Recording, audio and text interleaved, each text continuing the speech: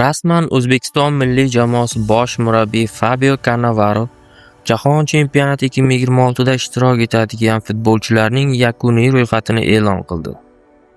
Bu ro'yxat muxlislar o'rtasida hozirdanoq katta bahs va muhokamalarga sabab bo'lmoqda.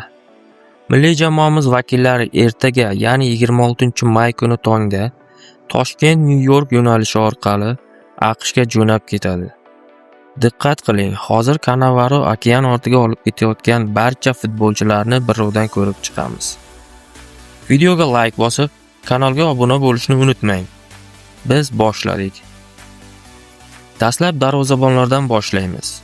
O'tkir Yusupov Navbahor, Botirali Ergashev Neftchi, Abduvohid Ne'matov Nasaf. Himoya chizig'imiz: Avazbek O'lmasaliyev AGMK, Jahongir O'rozov Dinamo, Rustam Ashurmatov Istiqlol Eron, Umar Eshmurodov Nasaf, Abduqodir Husanov Manchester City, Abdulla Abdullayev Diba Birlashgan Arab Amirliklari, Farruh Sayfiyev Neftchi, Hojakbar Alijonov Paxtakor, Sherzod Nasrullayev Paxtakor, Behruz Karimov Surxon.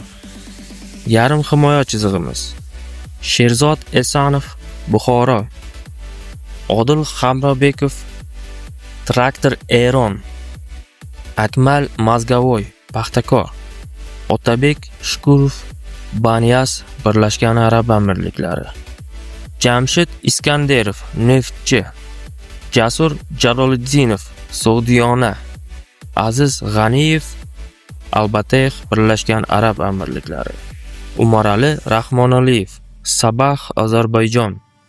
Endi esa eng dahshatli kuch hujumlarimizga o'tamiz. Abbos Fayzullayev Istanbul Başakşehir Turkiya, Eldor Shomurodov Istanbul Başakşehir Turkiya, Jaloliddin Masharipov Istiqlol Eron, Doston Hamdamov Paxtakor, Oston O'runov Persepolis Eron, Igor Sergeyev Persepolis Eron, Ruslan Jiyanov Navbahor, Aziz Amanov Dinamo, Sherzod Temirov Erbil Iroq. Tarkib juda jangovar, lekin eng shov-shuvli qismi hali oldinda. Bir qator taniqli futbolchilar yakuniy ro'yxatdan joy ololmay AQShga bormaydigan bo'lishdi.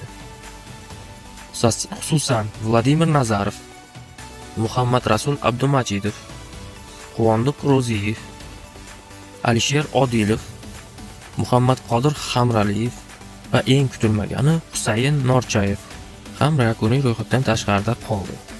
Murabbiyning bu qarori ko'pchilik muxlislar uchun haqiqiy sensatsiya bo'ldi. Xo'sh, siz Fabio Cannavaroning bu tarkibiga qanday baho berasiz? Ro'yxatdan tushib qolgan qaysi futbolchi AQShga borishga loyiq edi? Sizningcha bu tarkib bilan jahon chempionatida guruhdan chiqa olamizmi? O'z fikrlaringizni albatta kommentlarda yozib qoldiring. Videoga like bosishni va kanalga obuna bo'lishni unutmang. Olg'a O'zbekiston!